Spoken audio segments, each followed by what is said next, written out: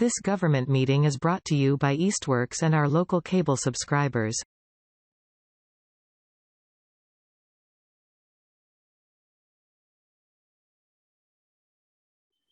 Okay, calling to order the meeting of the Ad Hoc Grant Search Committee for November 8th at about 1:35. And we have our members, Ed and Diana, and then our guests today, Lisa Pluta, Randall Kemp, and Ian Illingsworth, and maybe we'll have Miranda Brezenio from DOT. Anyway, we wanted to get back together and just talk briefly about our newest thoughts with the Safe Routes to Schools infrastructure program. Well, we tossed it around a little bit last week and had a couple questions, which I sent to Miranda, and then you may not have had a chance to look at them, but she sent a couple of answers this morning, but basically just had shown the results of a survey that had been done. I think it goes back, though, to 2018. It was a arrival dismissal type survey and that kind of thing that goes back to 2018. And then there was a statement of work of sorts that Stantec, Rick Bryant, had done for us. I think this is the guy that when he was out looking at our cemetery sidewalk, we had been talking about the traffic line and so forth. And so he had gone around, and I think he'd met probably with Ed and Ian at least and talked about, what options there might be. And so he had developed a statement of work, which honestly I had not ever seen, but it had gone in somehow. It made it into the DOT files. But we never, carried on that part of the work. It wasn't part of anything he was really hired to do. He was just volunteered to help out and put a statement of work together. And that came from Stantec. So Miranda sent that back to me, and I forwarded that to you. She said that a walk assessment, that was one of the questions, a walk assessment has not been done. But what she sent was that parent guardian travel survey instead. But there is apparently a way to do I guess I'm confused. So the parents, Aliza, you probably know this, arrival dismissal observation study. This one goes back to 2018. And she said there's a toolkit available online to do this kind of assessment yourselves, I guess, which is different than a walk assessment, I think. And that's why I really wanted her to be here. But anyway. So I don't know if any of that sounds familiar to you. No. Yeah. And then I know Randall had sent around the report that had been done. Randall, this goes back to 2017 or something. You guys had done a pretty lengthy looking at options around the school. And so none of those ideas ever came to fruition, right? I mean, did any of them? And what was the stumbling block? Why didn't they? I think the stumbling block was we needed $90,000 to pave the next to the driveway that's there now to pull the cars off the road. So once everybody heard it was $100,000 project, I think we all went like, oh, Okay. That's my recollection anyway. Okay. Yeah. Randall, any further thoughts there? Yeah. I'm sorry. I was on mute, so I was talking and you couldn't hear me. I thought you were just smiling at me. Yeah. So just that it was going to be a very high cost project, whatever had been developed there, and there was no seeming money available to do that. Cost prohibitive, and with the cut, I believe we were around budget time then too, weren't we? And $100,000 could have gone a lot of other places. Right. So I think it was a perspective thing. Yeah. Right. Okay. So to the extent we have money possibly available that wouldn't have to come from town coffers, is there something within that study from 2017-18 that's worth revisiting then as part of what we want to think about for this project, or are we beyond that? So I'd never seen this study before, and I've been reviewing it since it came out. I don't pull a whole lot from it, except maybe the one that jumps out on me is on the last page, or page 3 of 4, and it's the actual and expected walk bike share.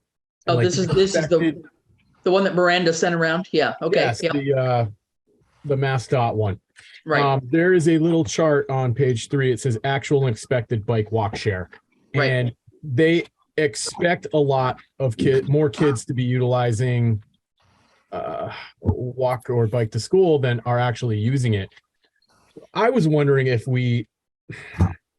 I'm trying to think of the biggest bang for our buck. And I know there are a lot of subdivisions on Pomeroy Meadow Road, and the existing sidewalk is only on one side of the road and it only goes to Glendale. I'm wondering if we're looking at projects if we shouldn't consider extending the sidewalk northerly up Pomeroy Meadow and or considering putting it on the other side of the road as well. I mean, it's a pretty big project, but if we're really looking at trying to get kids to utilize this, reduce congestion by getting kids to walk to school, will it work? I mean, in the wintertime, probably not. So I don't know what, I think like I said, Ian and Ed and I have gone over this before and we can't come up with any elegant solution. Yeah. Going from like, say, Gun Road Extension, though, up to the other end, or even from Glendale up to the other end, how I think would we not be out of the mileage range? Because this has got to be within a 2-mile radius, I believe, of the school. I think you'd be surprised. Another thing in that report that kind of jumped out at me, it's on page 2. There's a student proximity right underneath there. It says average distance to school, 8.4 miles. I don't know how that can be accurate. Southampton is 5.3 miles north to south, and the school is almost centrally located. Mm-hmm. And if one would assume like a random distribution, you're going to have an average distance to school of like 2 miles. Yeah. 3 miles. Is that the way the crow flies though, Randall? Versus the actual streets? I even took and measured like the longest one would be up Fomer Road, right? Like I went all the way to the town limit on Fomer and plotted a actual road distance. And even that is, how do I minimize this screen? Even that is 6.91 miles. It's the longest bus route to the school is less than what they call average distance to the school. I don't understand. I must be missing something. Yeah. But anyway, that's just something that jumped out at me as strange. But I guess I wonder if I'm sorry, I didn't answer your question either, Chris. Well, I get how far is it though, like up to Glendale? I mean, I don't know the length of the road. How long is Pomeroy? I don't even know. I'm measuring it on another screen here. School is here. Seems like it's got to be more than 2 miles, though. Sure seems that. Surprised how far 2 miles goes.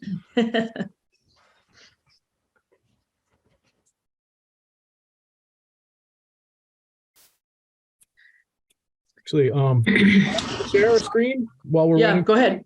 Yep.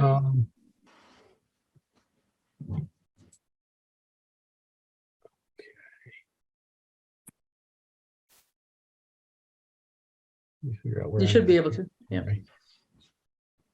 Zoom's over here. Share screen. And we share the one with the map on it. Where is it?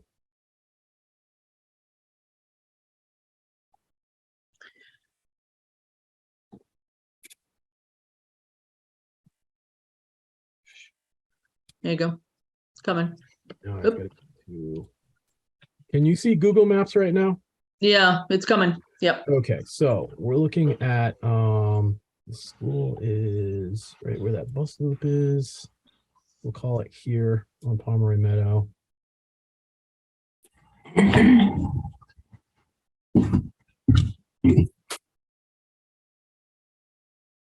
So 1 mile right there.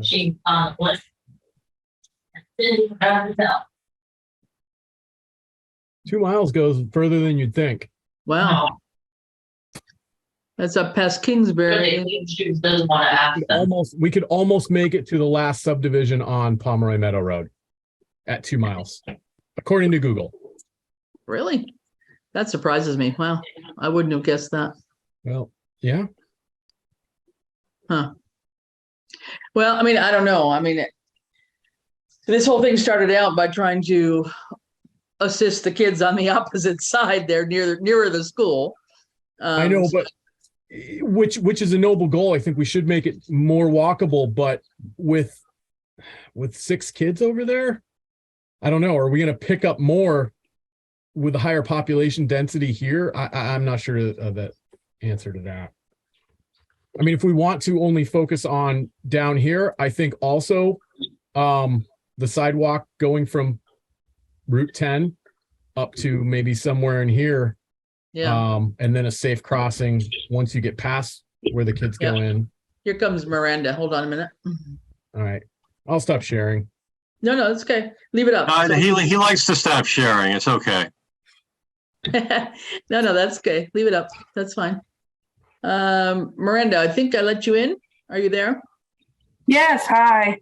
Good. Hi. Welcome. Thanks for joining. Yeah, no problem. Sorry I'm late.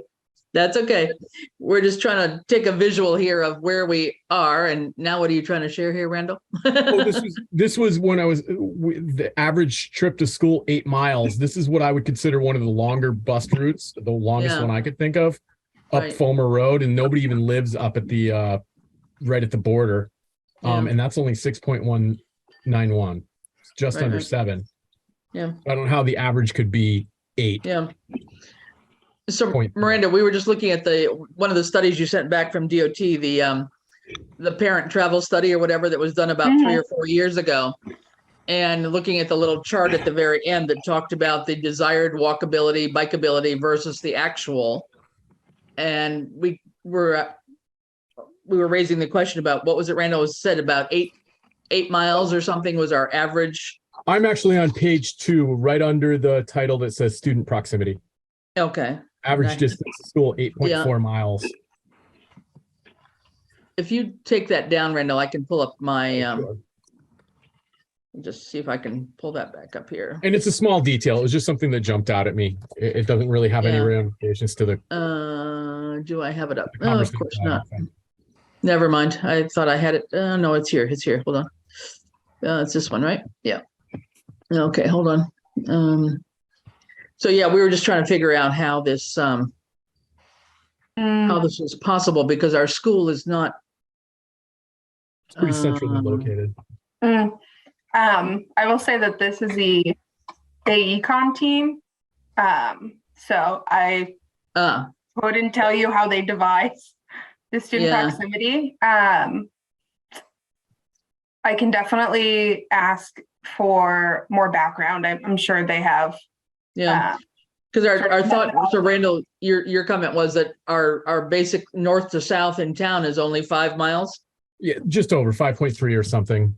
Right. And the school is almost centrally located within the town. So I don't know how that affects all of these other all of the other charts, whether it even has an effect on them.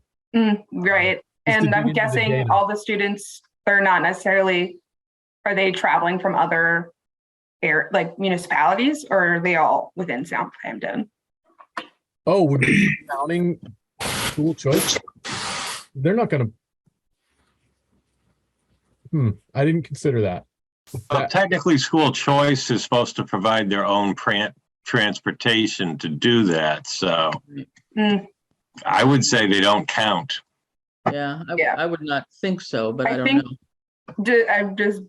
This is how I'm guessing that they did the survey. I know they send it out to the parents to, get that information on how they're taking their students to and from school. So it may have been that they just sent it to all parents and not necessarily filtered by. Right. Okay. That. It was just something that jumped out at me. I don't want to get too far off track. Yeah, no, that's fine. I'll stop sharing. So what you were saying, Miranda, is this survey that was done, this parent travel survey, whatever here, I think it was done in 2018. And so you gave us a website where this could actually be done again, but that is managed by the school to do that? Or how is that? So there's a Safer to School outreach coordinator for the region, and they would be able to help set it up for a specific school, and can do a new updated one for the Norris School and any other schools that you all are interested in doing a survey for. Let me just figure out who the outreach coordinator for the region you all are in. But yeah, that's something that you can get through your outreach coordinator, as well as arrival dismissal observation. So they'll have some of the planners from that team come out and just during arrival and dismissal, kind of just observe what the traffic is like and come up with recommendations. And a lot of schools have used schools and municipalities have used that assessment to like apply for an infrastructure grant and say, like, these are some of the recommendations we've gotten from our arrival dismissal assessment, and we want to, implement them and then build on them. I see. So these are of no cost to us, is that right? Right. Okay. And so they would serve primarily as backup information and maybe strengthening our rationale or whatever. Okay. Yeah. All right. So that's nice. So we have one, at least it may be a little bit old, but at least there's something that shows that that's been done. And this walk assessment that somebody mentioned, I think Jeff mentioned from PVPC, and unfortunately he couldn't be on today. Do you know much about that, Miranda? Is that something we need to consider doing, or? I can't fully remember the difference. Let me see if I can find my email where. I know you said we hadn't done one, so yeah, that was a challenge. But we're still we thought we had an idea of how to just sort of take what we had done for signs and lines and try to use a lot of our rationale into this grant, but we're still a little bit stumped as to why, what somebody saw when they reviewed our application that made them think that we should go for something bigger than what we were asking for. So we're kind of in a little circle here in terms of what we should be trying to narrow down, and whether we should just be planning on a longer sidewalk on that side of the road, or trying to make a sidewalk on the south side, at least for part of the area of the subdivisions that we're trying to, encompass, or what might be doable. Let me actually pull up the application so I can reference it. But from what I'm remembering, I think a big thing was that just with like crosswalks, and I know the proposal was like 2. I want to say. Yeah, there was 2 crosswalks and landing areas and right. And I think whatever signage. During our review, like we would, kind of Google Earth and a mix of looking at different things. And one thing that popped up was just that one, like the landing pads and just the actual work of installing the crosswalks can pricing wise just start to get up there. And the program for signs and lines at least was only $6,000. So right. After $6,000 the town would need to absorb the costs, and so just accounting for the infrastructure grant, there is no municipal match requirement unless there needs to be work done that isn't eligible, like basic repaving or maintenance. So other than that, through the infrastructure grant, you all wouldn't need to pay for anything. Right. And that way you could increase the scope of the project. So I think in our signs and lines, and maybe we misread it, but we were looking at in the guidelines, there was a page of costing that said, a flashing yellow light is going to be this, a red stop sign is going to be X, and, so many feet of whatever crosswalk is going to be X. And so looking at that, it looked like we were still within our 6,000, but maybe we misread how that was allocated. So one of the thoughts, I guess, Randall or Ian, I forgot who I was talking to. We were talking about maybe thinking about, well, there's 2 or 3 thoughts. So one is to continue the sidewalk on the north side of Pomeroy Meadow longer, to go farther up the road and encompass more subdivisions farther north on the road, still trying to stay within that 2-mile radius. And that would be a much bigger project. I mean, that would be what, Randall, over 1 mile probably of sidewalk, right? Or thereabouts. It looked like it was something like that. And the sidewalk, the existing sidewalk, is, at the time it was done, it was under the old guidelines, I guess. So this is a 4 foot wide one currently, where all the traffic line backs up. So, whether that would be something that we should think about is even trying to widen that one for any reason to make it the 5 foot one. Our issue is still the the pickup and drop off line are quite lengthy on that area. So I think Ian, you were mentioning maybe doing a sidewalk on the south side from Route 10. It was a consideration of perhaps incorporating, because there's no sidewalks on the I would call it the western side of that road. So, and there's two developments, and the sidewalk just ends at Route 10. And so there's two, or actually, well, consider three streets that they have no crossing, means to cross, safe cross, unless they went to Route 10. And really, there aren't even really any crosswalk lights there either. It's a busy intersection, and there's no crosswalk lights regardless. So we're just trying to figure out a way to make it a safer approach for families on that side, or the children on that side of the road, to cross over to the school.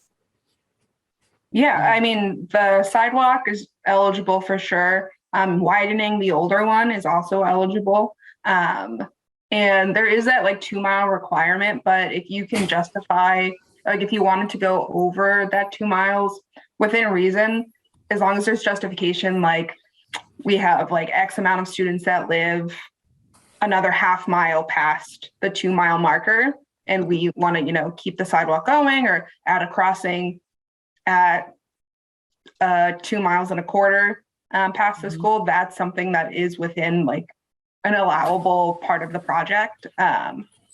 So especially like out, in your part of the state, it's not or the density of, the population isn't the same in, Metro Boston. So that's also something just wanted for you all to know.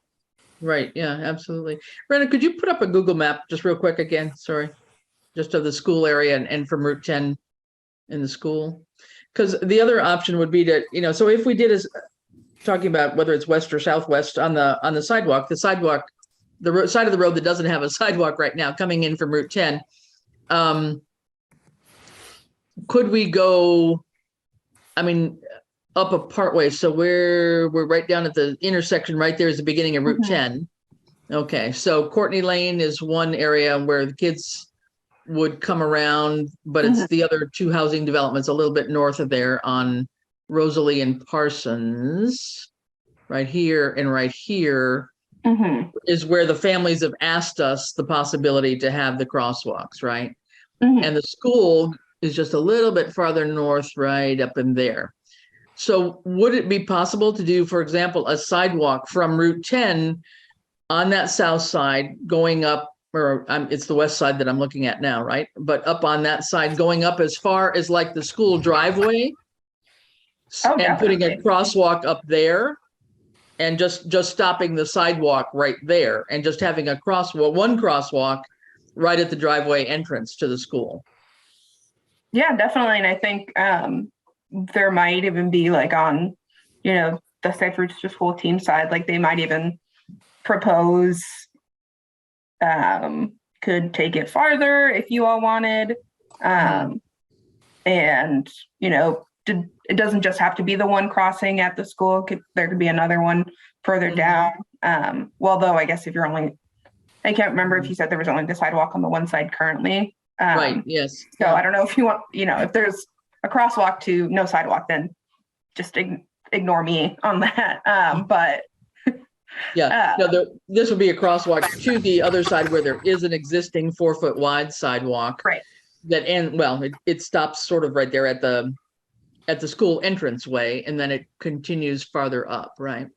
Okay. Yeah. And, improving or widening that sidewalk is definitely eligible as well. I think the only thing I would underscore is that with the new design directives, the project needed to be focused both on pedestrians and cyclists. So if you think the road is wide enough with sidewalks on both sides to paint a bike lane, that works.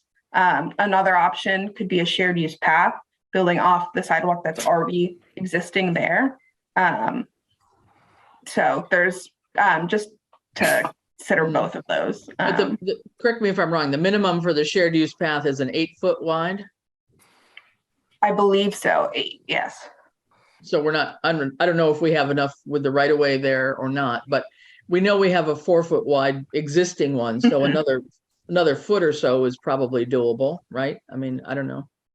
You guys know better, but so I guess at this point in time, if we can just kind of narrow down and put in our objectives of, these are the kinds of things we'd like to do, but then should this get accepted, then it's still AECom that comes out, takes a look at what we want to do and says, okay, this was a good idea, but we really recommend, to get more bang for your buck and to get more households incorporated, you also think about extending that north side much farther than you currently have the existing sidewalk.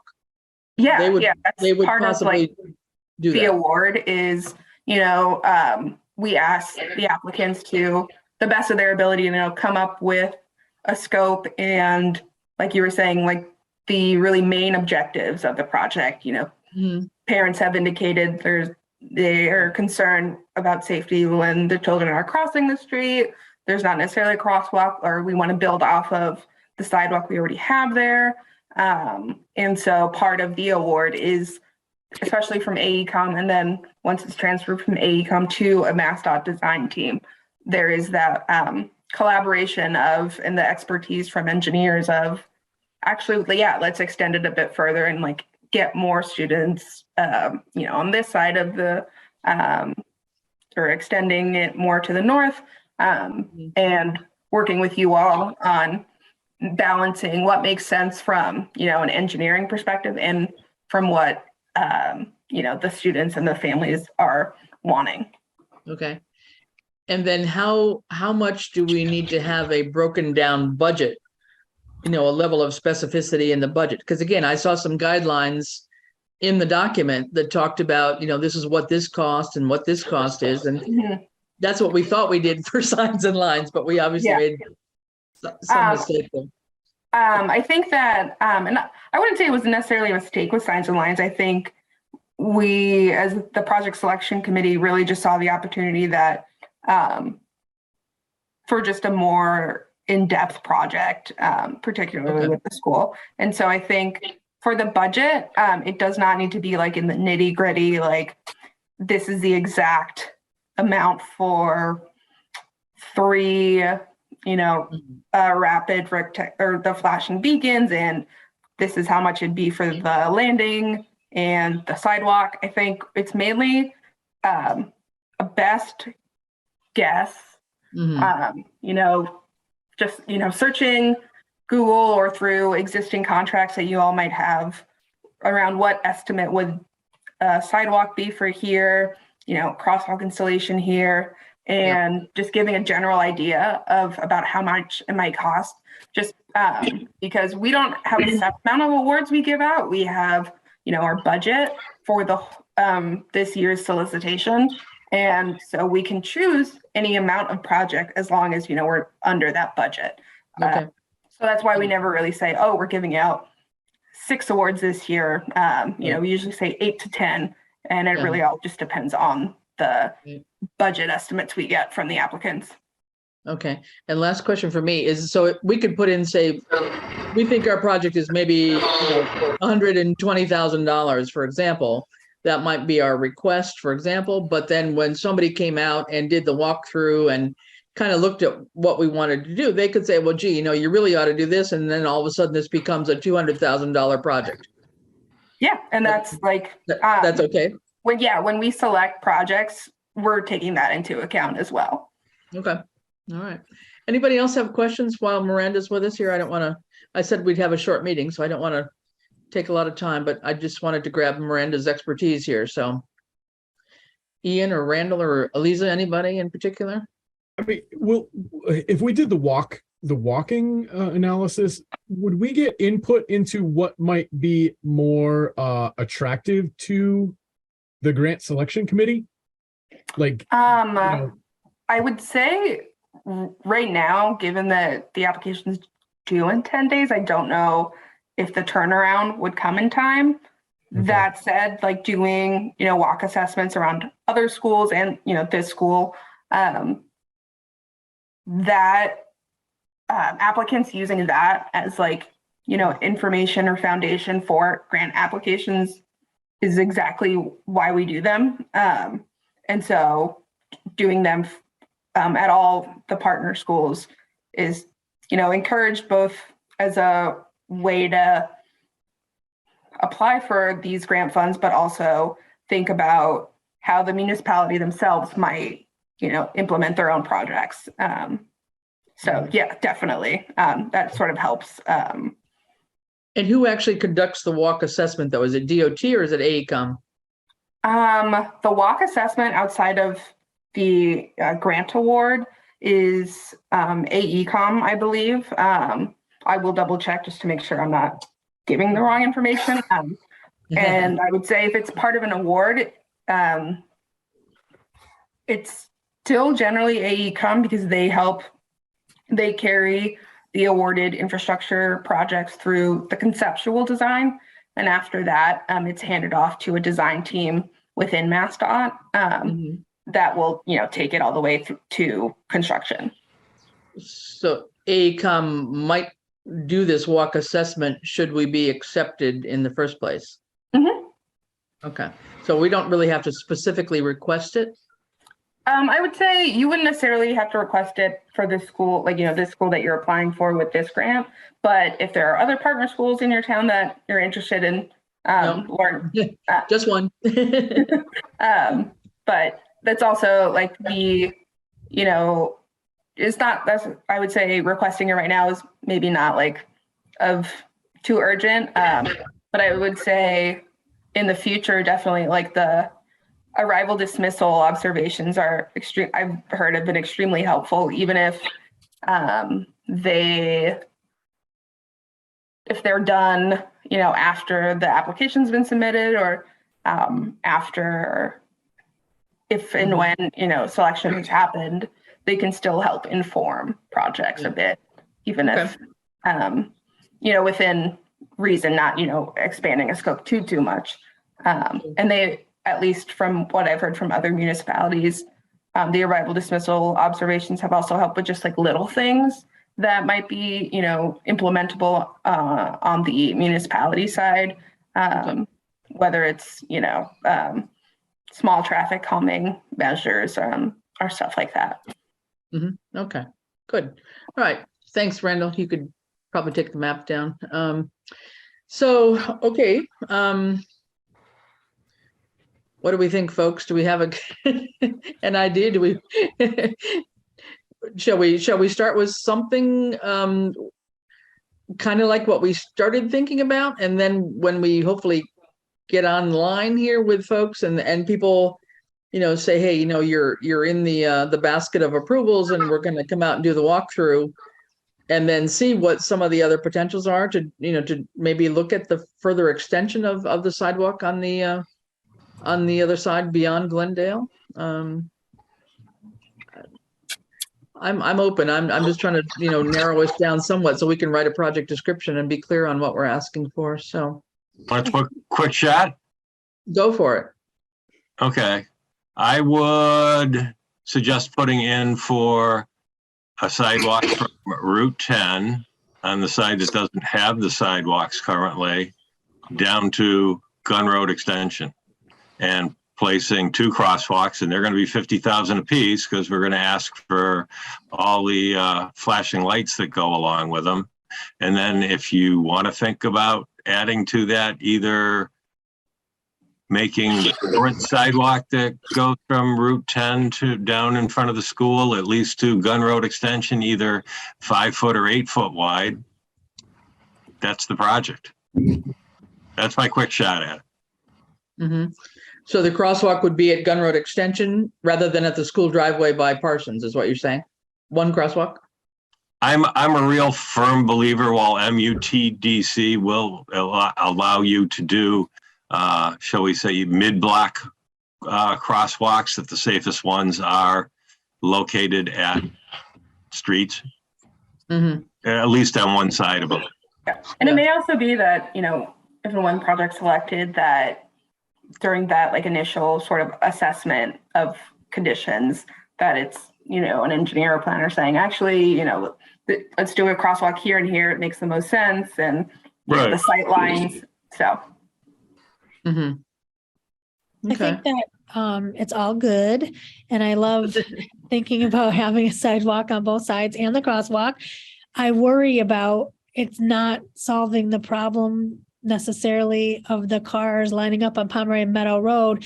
And now, correct me if I'm wrong, I feel like the street would be more narrow and more dangerous if people line up on the road.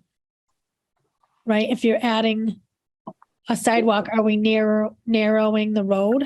No, not necessarily. The right of way on Pomeroy Meadow is pretty extensive. The town owns 20 feet from the curb on both sides. Okay, all right. So I think we would be able to do whatever we want outside of the existing roadway. We just have to figure out what the best thing to do is. Would it require a bike lane? If you did? If you say you put the 4-foot sidewalk on the opposite side, would it require a bike lane? There is the directive that projects need to accommodate bikers and walkers. So a painted bike lane is fine. And we have had a lot of municipalities opt for a shared use path instead, so that they didn't need to also do a bike lane and sidewalks. So that's, And does the bike lane, I'm sorry, Miranda, does the bike lane have to be on both sides of the road? I'm not 100% sure. Let me. These bikes are supposed to travel with right. Because that would significantly narrow our road. Right. Miranda, 5-foot sidewalks doesn't pass. You need bigger than a 5-foot sidewalk for people to ride bikes on? Yeah, if you do the shared, it's 8 to 10 feet. It's a lot of asphalt. Well, I mean, the other methodology is the longer lasting bituminous, real concrete stuff. More expensive, but lasts longer. But less asphalt that way. Yeah. I will double check on the bike lanes question and the both sides. My inclination is going to be yes, or That's what I was thinking too. yeah. That's going to really narrow it if that was a Right. big lane, I think. Which is why I just bring up the shared use path as something that other communities have opted for instead of trying to balance, both sides. But again, it's up to you all. This is what kind of convolutes it, is that we have two issues right now, right? We have the neighborhoods across the street, and then we have basically a parent pickup drop-off line that's about 0.2 miles long from the school down Pomeroy Meadow Road. And sometimes they're lining up. Now, granted, we can correct this through signage, but they're lining up sometimes 45 minutes to an hour before school ends. Yeah. So that's where we're kind of like, how do we address both these situations? We don't know which one to go at first. Yeah. I think it might be worth mentioning in the application, like this is part of the problem, we're trying to address in addition to just like making it safer for the students to walk. And hopefully that's something that can be considered within like an assessment of how do we both make crossing and walking around the school safer and stop, the long queuing of cars and I'm guessing idling as a result. Right. Right. Because that's also like, while we want the kids to walk and bike, the idling and breathing in all that like isn't going to help them either. Sure. Yeah. And I guess that's where I'm wondering, in that study, Randall, that you had passed around, that it was done, 5 years ago or so, that never got enacted on. Is there something in that study? You had talked about needing to make a different parking area kind of to the right of the current driveway to the school. Is that right? Or Summer or Lisa, whoever knows. There were a number of alternatives listed, but I think the preferred one from everyone was the one that kind of hugged the property line, because it got cars the furthest away from the school building, because that was cited as a concern, was idling cars and like the fumes drifting into the school somehow. Right. So would that be something, that was the reason that was not done, you said earlier on, was because it was cost prohibitive. So now that we may not have to worry quite as much about, an upper limit on cost, is that something that we should think about? I'm taking Ed's notion of the sidewalk on one side up to Gun Road Extension, but then trying to deal with the car problem by doing some iteration. More for me at this. Diana, can you mute yourself? Sorry. I'm sorry. That's okay. Would there be a piece of that study, Randall, I guess, that could be implemented along with that would make sense, that would help alleviate the car parking problem? We could always throw it in. It's worth a shot, right? Because if it cuts down the line, I forget, I'd have to review the study again. Yeah. I forget how many cars we estimated it would take off of Pomeroy Meadow Road. It wasn't all of them. So Right. you would just be reducing the number on there. You'd shorten the line though, at least, right? Right, by maybe as many as 10 cars to get them queued up, start to get up and around. And Ian, do you have any estimate how many cars are on the street, or just kind of the length of I just them? have the distance. It basically goes, if you wanted to throw up that image again of the Google Map image, it's a 0.2 miles essentially. It's from the school to the post office at the minute. In my head, I'm thinking maybe it would cut the line down by a third. It would cut it down. I mean, I think when, you and I and Eliza kind of thought of other solutions, that was. So How if you far want to back just did you- illustrate exactly where that is. So the line goes from where that cursor is right now, all the way to the post office. That's how long the pickup line is. Yeah.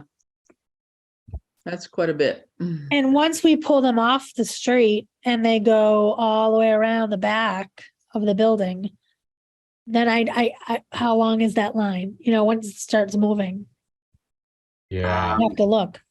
I would say there's maybe like 10 or maybe 10, 15 cars left on it.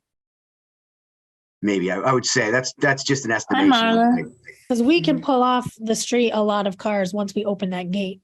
And I'm almost ready to go back to no parking on Pomeroy Meadow Road. So you can't stop and park.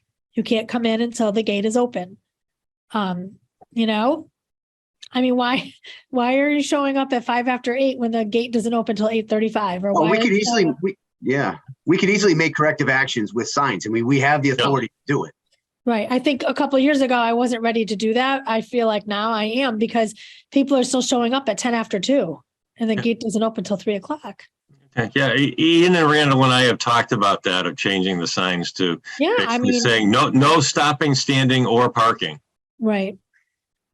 I think the only reason why I was against it was because when we have a special event, where are people going to park? They park all the way down Pomeroy Meadow, all the way down Gun Road Extension. So Well, I mean, the flip side of that is we could get custom signs that say no stopping, standing, and parking Monday through Friday.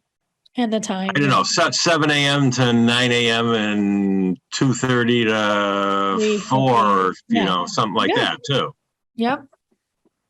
200. Well, Looks like maybe we that's have- a piece of it too. I'm Just get about some at that signage. point.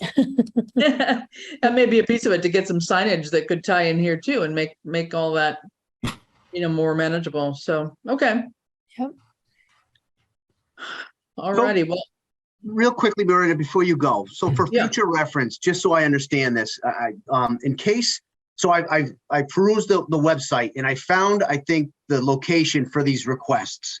Mhm. And so in the future, what we want to do is, it says request a walk assessment at my school, request an arrival dismissal observation. I found that location. So that's something that the school will let Eliza, the school principal, that's something that she would probably want to do before we, in the future, before we apply for this money, right? It would make it's not sense.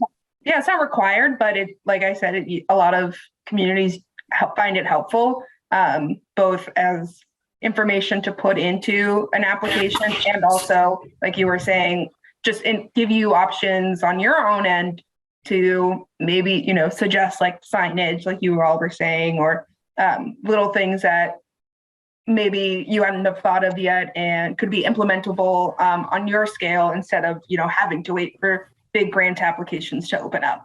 Sure. And another stumbling block we come across of, because we're a small community, we don't have an engineering department, right? Right. And I noticed that this grant does not support an in-depth engineering study, correct? No, unfortunately not. That said, I'm new to this role in the last few months, so I'm, in thinking about, supporting the range of, a staff capacity in 351 cities and towns. Mhm. I want to hopefully implement in the coming years, like technical assistance for towns, so that they can, if you don't have like a town engineer, or, set aside staff for grant writing, getting that assistance to really help with both coming up with a project idea as well as also just helping with the grant writing itself. I will say, like, a built out study, that might be something to work with PVPC about. I think, especially an in-depth one. I think the arrival dismissal observations would be, helpful, in particular with just thinking about the school, but PVPC might be able to help figure out getting a study done that is encompasses more ground than just the school area. Yeah. Mm-hmm. Okay. But we don't have to have those done in order to apply for this current grant though, No. right? Right. Okay. Okay. All right, guys. Good. All right. So Miranda, if you want to disappear, thank you for coming in. We Of appreciate course, your no time. problem. Thanks, And the Miranda. rest of you- yeah, Thank we you. appreciate it. Thank you, And, Miranda. All right, Chris has my Thank you. email, so feel free to reach out. Yep, I do. You may regret that, but I do. No problem. You all have a good day. Okay, good. Thanks a lot. Thanks. Okay. Randall, All right, I don't guys. know if you're measuring something right now, but I think Yeah. if you bring that map down a little bit, Sure. uh, Where you, was we this where go the kids farther go? back. We go past all those cars in the back. Like, Way up. Oh, out here? yeah, right to Oh, there. that's even better, actually. Right, we 'cause I pull was a just- ton of cars off the street. I when was we just open doing that some door. quick math here, and Yeah. we would eliminate just going to where I'd done it before, Right to that sidewalk right there, right? Yep. We would eliminate the majority of that line. So that's I guess the 900. question is, I'm sorry to cut you off. No. Go ahead, Chris.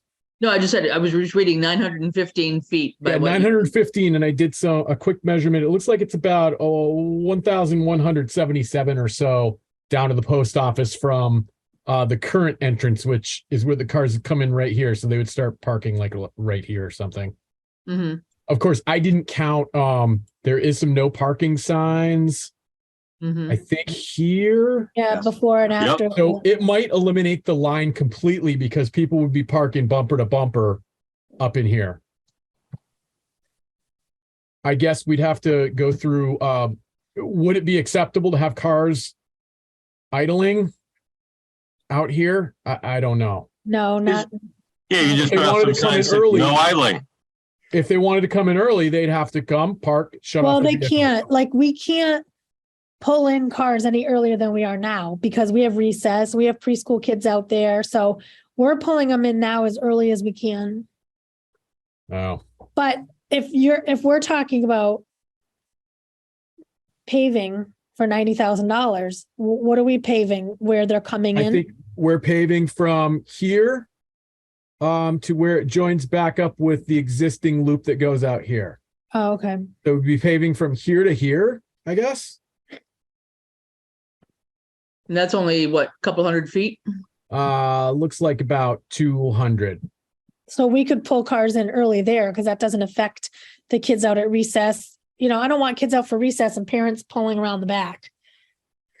I That's think the fair, solution yeah. really is, we got to stop having them park there. Yeah, Signs I'm up and say, I'm listen, in no more agreement. parking. I'm in agreement. Can't park here. I mean, 45 minutes before, just so you can get in the front of the line, it might Right. not be reasonable. Especially in the winter when there's banks, they're even further out on the road. Technically, they're in violation of the regulations as it is. right.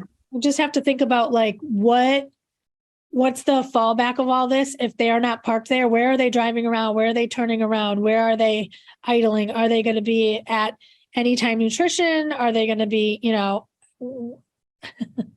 I mean, they do it at airports now. You can't park in front of the air, you just got to Yep. keep on Yeah. driving. right. I Keep on drive. making I a drive up to the bowling alley and then wait until my wife calls me, and then I drive back down to Bradley to pick her up.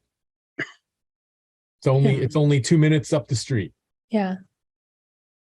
I don't know how Anytime Nutrition would feel about it, but there's a pretty big parking lot right there. Right. Right. Well, the actual solution is, okay, you just don't leave your home until later. I know. Right. And once the gates open, there's going to be, they're not going to be that many out there. It's not going to be as impactful. Right. hmm So they shouldn't really be showing up until the gates open. Right. Yeah. Yeah. And I'm in agreement with that. So Well, let's talk some ideas of some signage and some pricing for some signage, which we could ask for. We could talk about that. We could talk about paving this 200-foot strip to be able to pull cars off the road. And we could talk about a sidewalk going all the way up to Gun Road Extension and at least one crosswalk, if not, a second one, at least put in one and then see whether they would come out and recommend a second one by the driveway or not. I mean, they may not. Like Ed said, that mid-block one. Well, the alternate is if we were going to do 5-foot sidewalks on both sides, and in addition to that, they're now going to make us paint the bike lanes. I would say nix the sidewalk on the other side that doesn't have one now. Put in the 8-foot wide shared sidewalk on the side that has the existing sidewalk, and then look at adding 1 or 2 pedestrian crosswalks over to some of those streets on the other side. I think the good thing is, it sounded like Miranda said you could ask for them to assess the better option of those and leave it a little bit open-ended with the idea that you're trying to improve pedestrian and bike safety on the road. Randall, I'm sorry, Caitlin, go ahead. No, go ahead. I'm sorry, and I apologize for coming in late. I had a meeting. Randall, will the lanes support, if you were to reduce those, let's say we end parking the line on Pomeroy Meadow Road, right? We say no more of this, it's done. Would Pomeroy Meadow Road's lanes right now be able to be reduced to allow a bike path, a bike lane on both sides? That is a great question, Ian. Because I think that is if we can get them on both sides and we eliminate that line regardless, then we can consider the sidewalk, like Ed's original proposal. Mm-hmm. Let me see how wide the street is there. I think. So, but I didn't understand Miranda to say that we had to have a bike lane, right? If we put in a sidewalk on the south?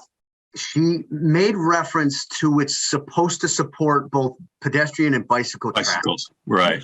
Which is, and so then that's why I asked her me if it has to be on both sides, because you're supposed to travel with the direction of traffic. I suspect it's going to require both sides personally. Yeah, well, I think the alternative is if we do the shared bike path, it's 8 feet wide on one side, we'll be able to get away with it. With only one? Yep. Huh. Well, Randall, let me ask you this. Before I got here, you did a shared bike path on Route 10. Is it on both sides of Route 10? Yeah, I think the policy has changed since then. They're updating them so often, Ed. It's incredibly frustrating because here we are, and this is why I was resistant to complete streets, because they want you to adopt all of these policies. And what it does is, like, instead of us doing anything here, it's going to be either cost prohibitive or space prohibitive on certain streets. You end up doing nothing. Right. Mm-hmm. It's a shame. Yeah. I mean, we could put sidewalk in on one side of the road, improve the situation, but it's not improved up to Mass DOT spec. So we'll end up doing either something that's way more expensive or it's yeah. Right. Yeah. I'm with you. And well, let's consider I support you. Glendale Road. Glendale Road was just recently done, right? And there's one sidewalk on only one side, but there's bike lanes on both, I believe. We had design, there's no bike lanes. No, there's a bike just- path. There's a shared on Glendale Road. It actually has the illustration of a bicycle on it. Right, but it's in a demarcated lane. It's just to alert you that there's a share the road. Is Oh, okay. basically, yeah. It's not a demarcated lane. Like if you go into Northampton on Route 10, Sure. they have yeah. a specifically marked green bike lane. That is what she's talking about. I'm pretty sure. Okay. All I right. mean, share roads, I think, can be like dotted lines, but in my experience, they want bike lanes to be clearly demarcated. Right. Okay. And then did I catch it right that the shared use, I mean, the 5 foot wide sidewalk would not be okay for bicycles? It's got to be wider than that? Yeah, it did not Yes. sound like it. And that's why I think the policy changed, Ed, is when we were talking about Safer to School last time on Route 10, and the original proposal was for 2 5-foot sidewalks on each side. We ended up, there was some design considerations with trees they wanted to save. And so they just put the 10-foot on one side. 5 foot was okay back then. 5-foot sidewalks on both sides was perfectly fine. But we got away with the shared use on the bridge on just one side. Yeah, I hope they don't change the design on us. Yeah. Don't give me a headache. I'm starting to stress out here just about this, what we do on this project, because I want to I know. improve the situation, but Yep. Well, Chris, how I do about, have to go. yeah, no, Do you want me to go on the Safe Routes to School website, check out that walk assessment and do the survey to my families over the next few weeks just to have it? I think it wouldn't be bad to try and do that, the parent transport survey or whatever, the Yeah, one that you sent around as a sample. Yeah. If that's something that can be manageable. I mean, it's up to you in terms of, haven't looked at it to see, but that Yeah, would be Let good. me to take a have. look at it. And I would just That is- make sure that it only goes out to, the Southampton resident students and not the school's choice student parents. Right, right. Yeah, that would be good.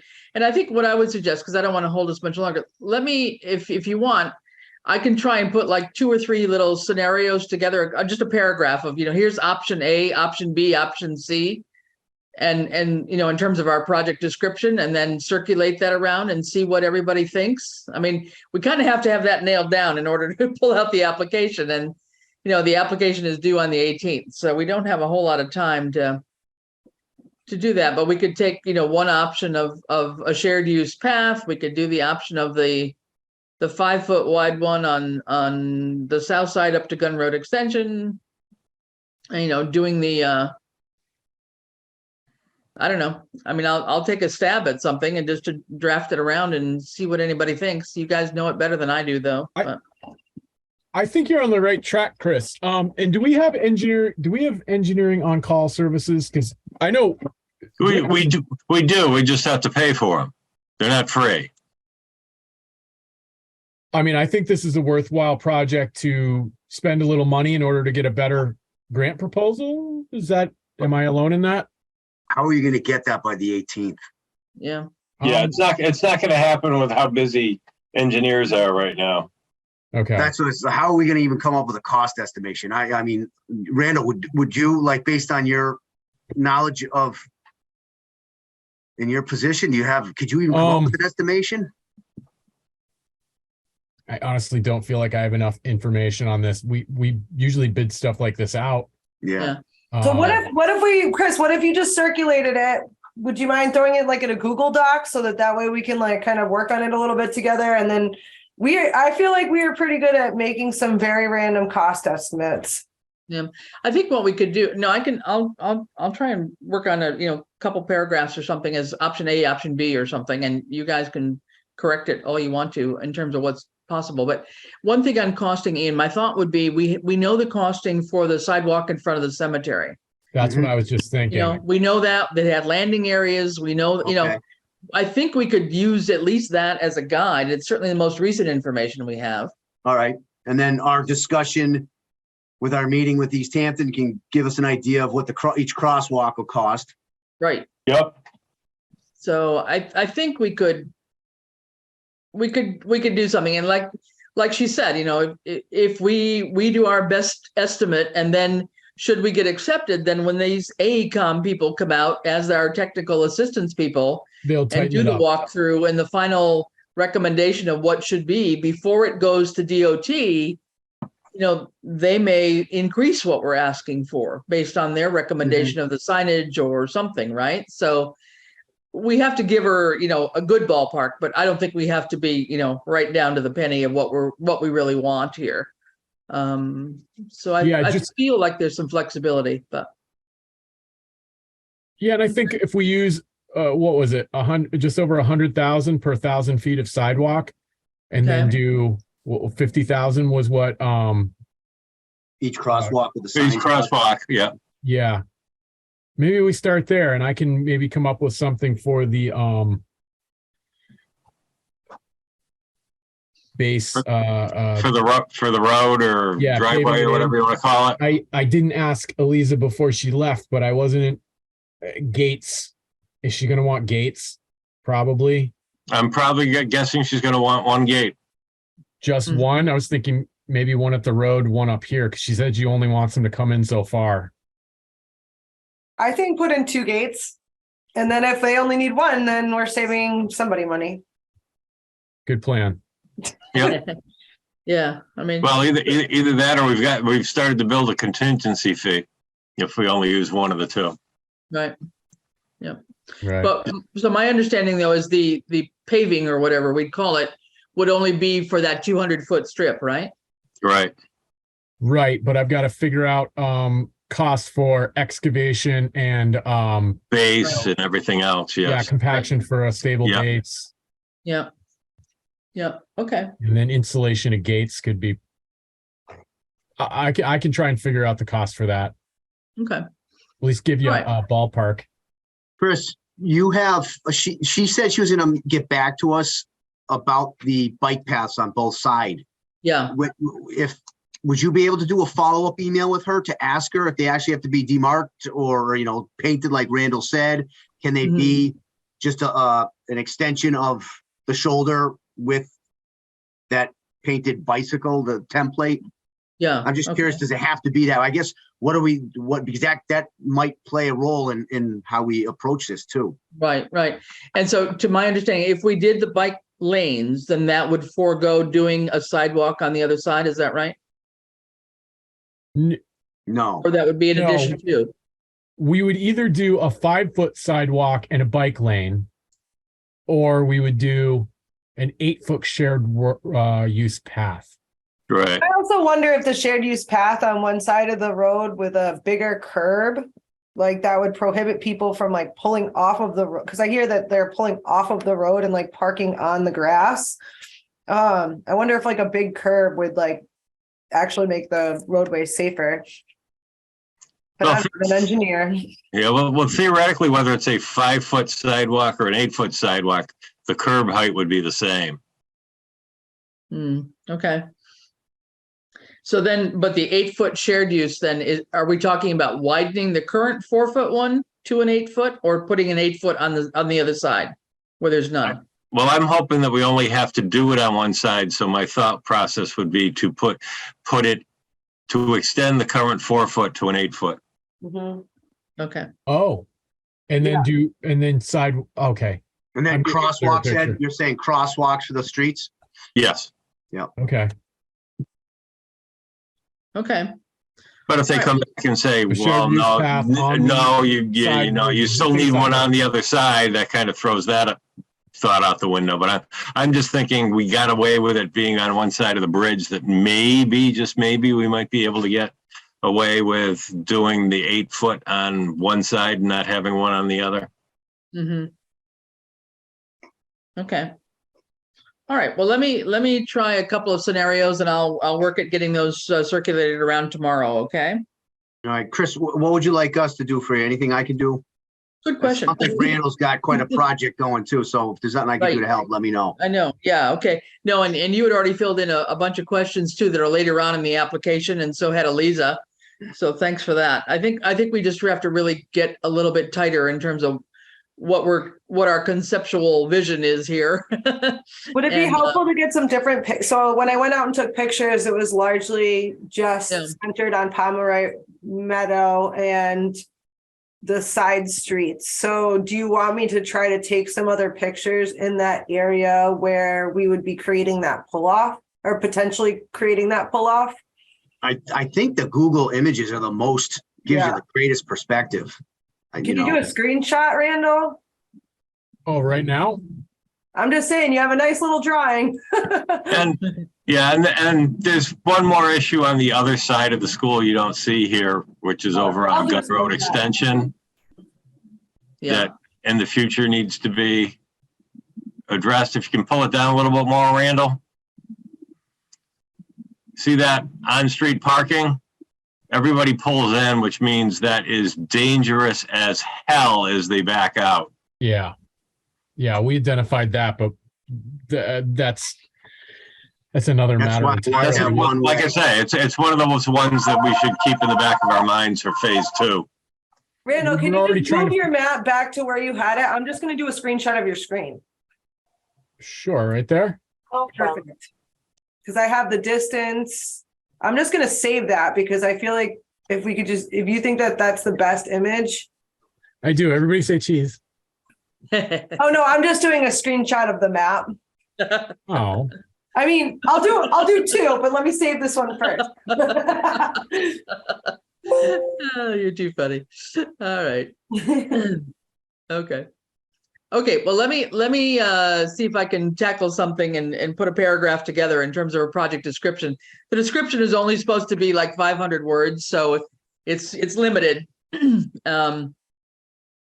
And I'll have to look and see if there was a question too that was, another couple hundred words about the problem itself, and then, as a precursor to that. But I'll try and do that and see if I can at least get it started so that we can take a look at it tomorrow. So I'll do my best to get some narrative flowing here. I don't want to be my normal cynical self, but I would say no matter what happens here, I think we're looking at some possible solutions, and if we get shut down, at least maybe they'll give us some input of where to go next. Yeah. Right. Do we just go for the bigger project and put sidewalks on both sides? I think it doesn't hurt. I mean, I also see the value of having, that's not a wide road. But if you do that pull off, that'll solve the car issue, which I think is the biggest safety problem. Yes and no, because then you're pulling off on the same side as your shared reuse path. I don't know. Right. I feel like we're still going to have traffic congestion, but we've got to do something. So I don't think it hurts to ask for sidewalk. Why don't we see what Miranda says? Maybe we just ask for sidewalks on both sides, saying that would be the best option. Ask for a crosswalk. If there's sidewalks on both sides, then that's less of an issue, right? Well, if there's a 5-foot sidewalk on the side that doesn't have anything, and if we widen the current one from 4 to 8 to make it a shared use path, and that gives us the bikeability they're looking for, right? Yeah. Without having to have bike lanes. Only to end about a quarter of a mile down the road. That's the thing, it's just. Yeah. I would not want to be riding on that road on a bike in the road. What's the next development up above Gun Road Extension? I mean, that might be another question for Eliza, is like, how many more kids are up in that area? There's nothing really on that. That's all sidewalk. So Kylene Circle, that's sidewalk. The sidewalk goes to Glendale. So, and that's probably half a mile. You pick up. It's not. Caitlin, I don't know. I didn't see you originally. I don't know. Did you see? It's not even 2. It's within 2 miles to go all the way out to the last subdivision on Pomeroy Meadow. That's maybe, or just over 2 miles. So we could pick up all of these, but again, if you've got to have sidewalks on both sides. I'm just saying, isn't walkers to school, isn't this a school focused project and a walk? Yeah, it has to be. Circumference is half a mile. No, it's got to be. Yeah, the school. Well, it's got to be within the 2 mile radius, which all of Cormorant Meadow seems to fit in too much, but I guess there's not that many other. They've already got a sidewalk to go from there. It's not bikeable in the sense of it being the official wide sidewalk, right? Right. To go from Tylene down, right? Yep. It's only the 4 foot still. Which is honestly, it's better than nothing. I mean, yeah, I run that section all the time. It's nice to have something there. And then we've got them on Glendale now. And then sometimes I'll go back Route 10 and take my life into my hands until I get to either Gun Road Extension. Mm-hmm. Yep. Okay. Or just try to go up a little further and catch where it starts by Parker and O'Grady, the shared use path. But right. Okay. Huh. All right. Well, let me try and throw something on paper, and I will try to make an option A and an option B, and we can toss it around. And I think we can just email back and forth, email maybe back to me only or something like that, and I'll comprise answers rather than having to call another meeting on this right away. What do you think, Ed? Is that doable? You mean, are you trying to avoid quorum or discussing outside? Is ad hoc committee, does that open meeting laws, they apply to us? Yep. Okay. We've been trying to abide by them, whether they're officially enforced or not, I guess, but no, it makes sense. so just trying to do it right. I kind of think that's why the Google Doc, even though we hate Google Docs, I think that's kind of helpful because then we can just like put an input or like add a comment or. Yeah. Okay. And it has Google Docs. I'm not that familiar with, but doesn't that have almost like a chain of when things were made? So it could be a discussion, but it could be one that could be presented. Yeah. Yeah. I mean, you'd see It's all everybody's documented. comments. Yeah. It's kind of time managed in terms of, somebody made a comment at this time. Yeah. Right on. Yeah. So there is that. Okay. I will do my best to try and get something together as soon as I can, and I will let you know when I do, and we'll take it from there. Okay. Mm-hmm. All right. Chris, when would you like, do you have a target for when you'd like an estimate from me? Well, here we go. We are the 8th today. So we've got exactly a week from Friday to get this in. So anytime before the end of the week, I don't know what's doable. Okay. Monday at the latest, maybe? We're Monday? off Friday too, so I got Maybe Monday? tomorrow and Yeah, or Yeah. maybe Monday in terms of a budget type thing. okay, I'll see what I can do. That sounds doable. Okay, all right. And I'll do my best to try and describe the what we're talking about here, but feel free to jump in and correct it. So, okay. Okay, well, I think we should go for it. We seem to be encouraged to do something here. So, all we can do is not succeed, right? We either succeed or we don't, but we don't do anything. If we don't try, we don't get anywhere. And that's been kind of the stalemate for Southampton, I think, for a while. So let's see if we can't break out of that jam. Take a look at that study that Randall had handed around that showed some of the problem and solution. And, maybe you could shoot us, Randall, out of that option A or B that was the preferred solution. Maybe it's clear in the report. I'll go back and read it again.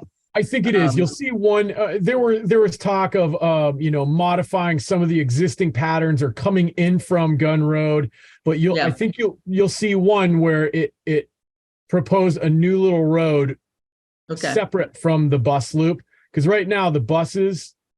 I'm shouting. I'm sorry. None of you are hard of hearing. The buses and the parents share this bus loop up to here, and then they come around out here. And so you're basically eliminating this part of it by creating a new parent loop that goes from here to here and then use the existing loop around the outside of the school. Okay. I think it's also great to not have people driving around when school buses are getting loaded, if that's where they load buses. Mm-hmm. Well, yeah, I think what they do is that's why the parents load up, or part of the reason why they load up is because the buses, they don't allow parents to come in here until the buses are all in. And then the buses are obviously past I this think that's an entrance here- important piece to include in the application. I'm just saying, like, that statement right there does like speak to the benefit of doing this other side roadway. Because Right. it also prevents cars from driving around kids. Mm-hmm. True that. Yeah. Mm-hmm. Okay. Alrighty. I think it sounds great. Well, we got lots of creative ideas here. We'll just see if we can kind of consolidate them a little bit. So thank you all for your time. I'm sorry this ran over. I really wasn't intending it to, but I think we feel like we made a little bit of headway here. So thanks. And I will No get back worries. to And you. Chris, I can try and help you with the narrative on that too. I'd be Sure. happy to try and help out. Absolutely. No, that's great. I'll take a stab, but I'll shoot it off to you too to take a look at, and maybe individually we can just work a little bit back and forth too. Yep. I'll send my notes that I took from this part of the meeting, and I know I missed part of the meeting, but I'll send it around. Yeah. Okay. All right, thank you. All right. right. Thanks, Thank you guys. all. Much appreciated. We'll be Yeah, back in touch, Ian. Hey, All thank you righty. too. All right. Bye now. This government meeting is brought to you by Eastworks and our local cable subscribers.